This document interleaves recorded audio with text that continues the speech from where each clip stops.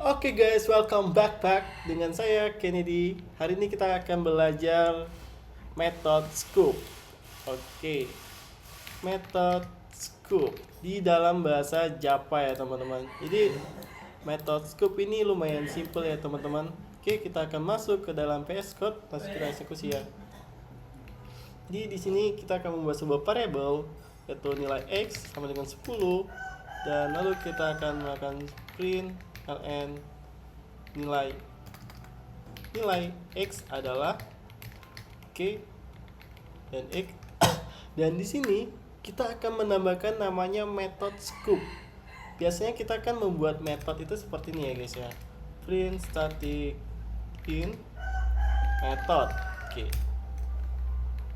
kita belajarnya seperti ini ya, dan kita tidak akan belajar itu, tapi kita akan belajar namanya method scoop ya teman-teman ya. Jadi dia hampir sama seperti ini metodenya, tetapi dianya itu ada di dalam ya, ada di dalam seperti ini. Oke, nilai y sama dengan 20 ya, system out print y. Oke,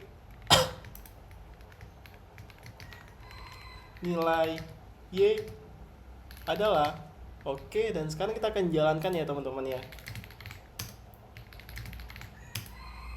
Maka yang akan keluar yaitu nilai x adalah 10, nilai y adalah 20. Dan sekarang kita coba masukkan ya di sini.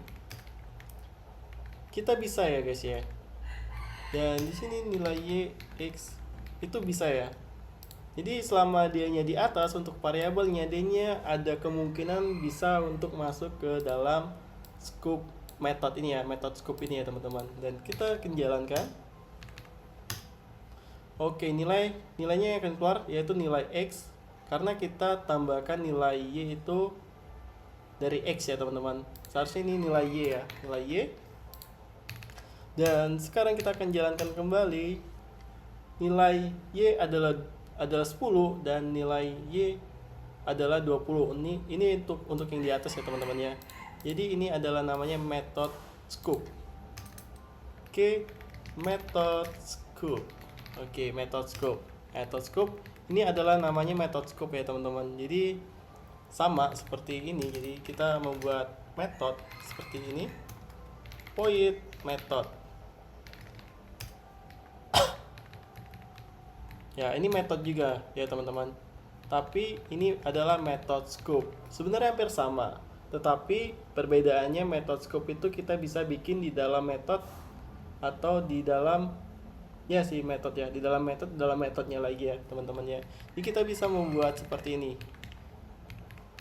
Tetapi ada tapinya nih guys ya. Jadi variabel yang ada di dalam metode itu dia tidak bisa diakses di luar method scoop ya teman-teman ya. Misalnya saya ingin menampilkan nilai y, mengambil nilai y dari luar method scoop. Apakah bisa? Kita coba ya teman-teman ya. Oke, dan sekarang kita akan jalankan ya. Oke, di sini kita mendapatkan error ya teman-teman ya.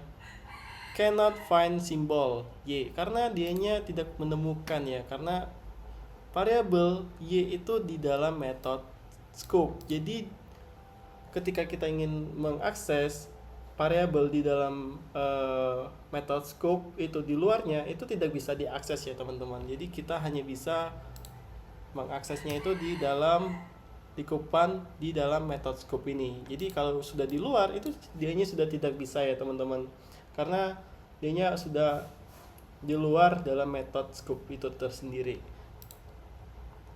Oke, seperti itu ya teman-teman ya. Dan sekarang saya akan komen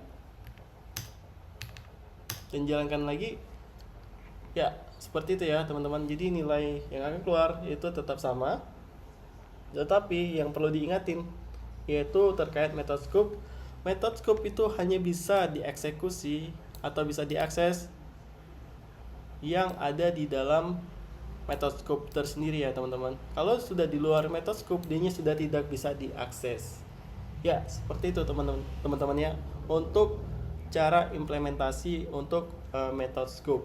Cukup simple ya teman-teman ya, dan gampang ya, gampang banget ya. Jadi untuk belajar method scope sendiri ya. Oke teman-teman, see you next time, bye bye.